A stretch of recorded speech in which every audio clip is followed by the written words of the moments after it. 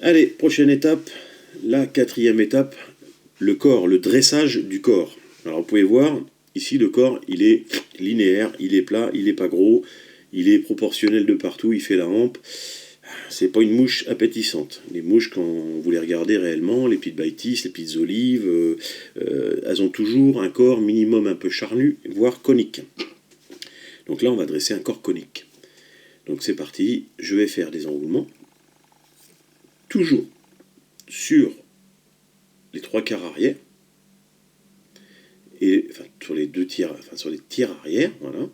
Et le tiers avant, on va le laisser tranquille, ça sera pour faire notre tête et poser notre collerette. Donc là, je vais faire des enroulements pratiquement sur place.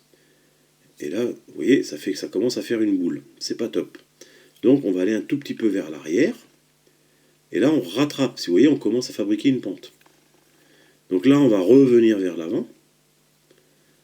On va faire 2-3 tours ici, au même endroit. Et là, on va repartir vers l'arrière. Et là, on ne va pas s'arrêter où on s'arrêtait tout à l'heure. On va aller un tout petit peu plus loin. Voilà. Et de temps en temps, comme c'est un fil plat, on détourne un petit peu notre bobine pour enlever la torsade qu'on a en tenant et en tournant. Parce que quand on tourne autour de l'hameçon, ça fait une torsade dans la bobine. Donc on défait cette torsade. On remet les fils à plat. Là, on a une petite bosse à l'arrière, un petit creux au milieu et le conique qui se forme. Donc on va s'arrêter dans ce petit creux. On va rattraper ce petit creux. Et là, on repart vers l'avant par des spires bien jointives, bien propres, bien plates. Et on repart vers l'arrière. Et là, on va aller un tout petit peu plus loin vers l'arrière pour vraiment former notre corps conique. Et là, on revient vers l'avant. Et on va encore le faire une fois pour finir et finaliser notre corps conique. Ici, et là, je repars vers l'arrière. Et là, je vais bien derrière, jusqu'à la base des fibres.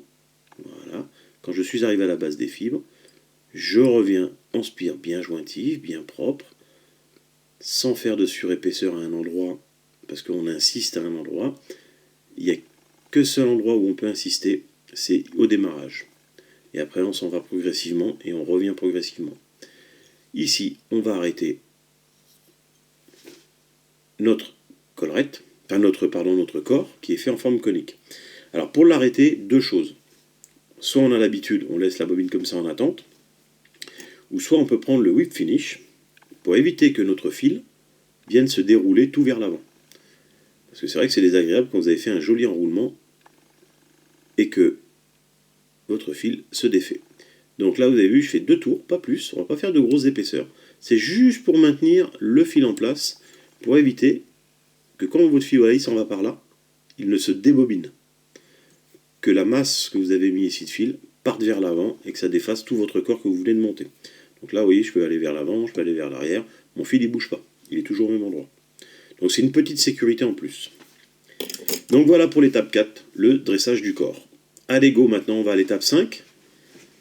Choisir sa collerette, comment poser la collerette et comment préparer sa plume. Allez go!